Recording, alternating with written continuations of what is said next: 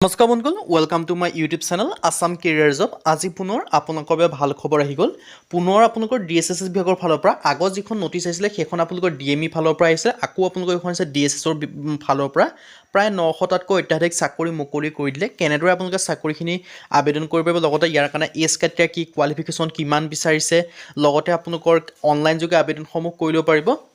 এই সকলোখিনি কথা এই ভিডিঅ' যোগে আলোচনা কৰা হ'ব যদি ভিডিঅ'টো ভাল পায় ভিডিঅ' লাইক কৰিব লগতে চেনেলটো ছাবস্ক্ৰাইব কৰি দিব এনেকুৱা ধৰণৰ ভিডিঅ'সমূহ প্ৰতিদিনে পাই থাকিব আৰু আমাৰ হোৱাটছআপ চেনেল ভিডিঅ' ডেছক্ৰিপশ্যনত দিয়া আছে তাতো আপোনালোকে জইন বা ফ'ল' কৰি ল'ব পাৰে তেতিয়া আপোনালোকে ডেইলি জবৰ আপডেটসমূহ পাই থাকিব আৰু ভিডিঅ'টো যিমান পাৰে সিমান বন্ধু বান্ধৱক শ্বেয়াৰ কৰি দিয়ক যাতে সকলো বন্ধুৱে ডেইলি জবৰ আপডেটসমূহ পাই থাকে আপোনালোকে দেখিব পাৰিছে ডিএছএছএছ বিভাগৰ ফালৰ পৰা মানে স্বাস্থ্য বিভাগৰ ফালৰ পৰা ভেকেঞ্চিসমূহ মুকলি কৰি দিলে মই ইয়াত আপোনালোকে দেখিব পাৰিছে ডিএছএছএছ আছাম ৰিক্ৰুইটমেণ্ট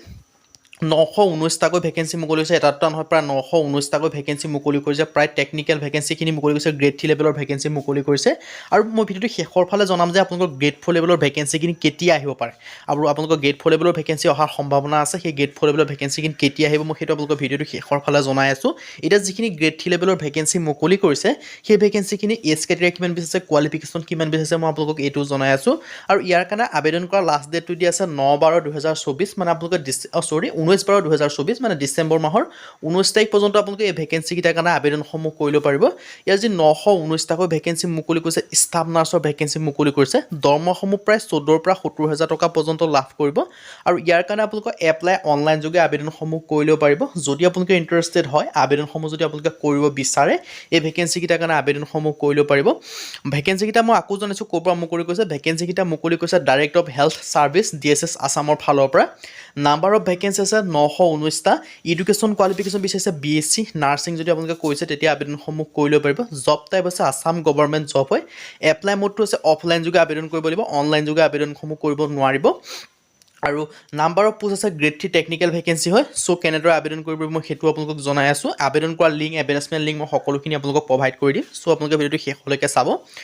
আৰু গ্ৰেড 4 লেভেলৰ যিখিনি ভেকেঞ্চি আছে সেই ভেকেঞ্চিখিনি কেতিয়া আহিব পাৰে মই সেইটো আপোনালোকক জনাই আছোঁ সেইবাবে আপোনালোকে ভিডিঅ' শেষলৈকে চালেহে আপোনালোকে সকলোখিনি ইনফৰমেশ্যন আপোনালোকে লাভ কৰিব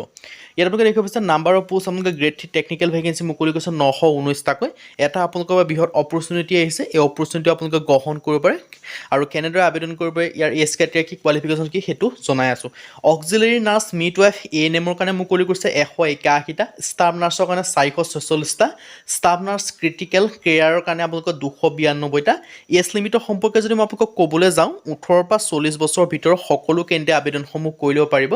আৰু ইয়াৰ কাৰণে SC কাৰণে 5 বছৰ কৰি ইলেকশ্যন লাভ কৰিব 45 বছৰ পৰ্যন্ত পাৰিব OBC কাৰণে 3 বছৰ কৰি পাব 43 বছৰ পৰ্যন্ত আপোনালোকে ভেকেঞ্চিকেইটাৰ কাৰণে আবেদনসমূহ কৰি ল'ব পাৰিব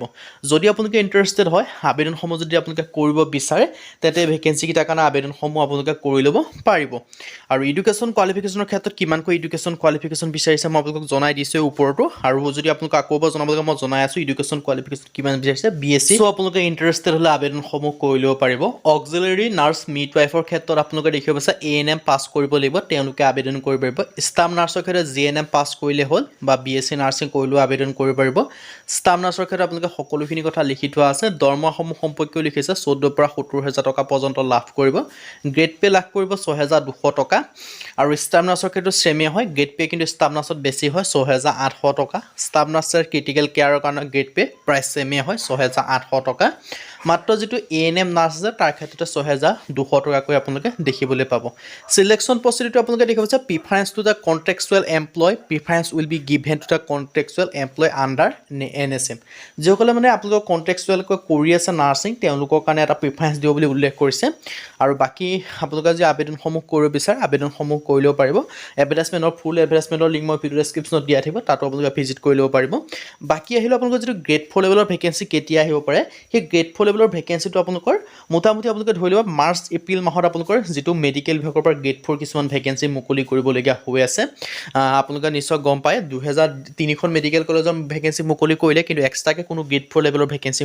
মুকলি কৰা নাই চ' গ্ৰেড 4 লেভেলৰ ভেকেঞ্চি মুকলি কৰিবলগীয়া হৈ আছে মাৰ্চ এপ্ৰিল মাহত আপোনালোকে গ্ৰেড 4 লেভেলৰ ভেকেঞ্চিখিনিও দেখিবলৈ পাব তাৰ আপডেটৰ বাবে আমাৰ চেনেলটো ছাবস্ক্ৰাইব কৰি থ'ব পাৰে তেতিয়া আপোনালোকৰ ফিউচাৰ আপডেট যেতিয়া আহিব তেতিয়া সকলোকে আগত লাভ কৰিব আজিলৈ পুনৰ ভিডিঅ'ত লগ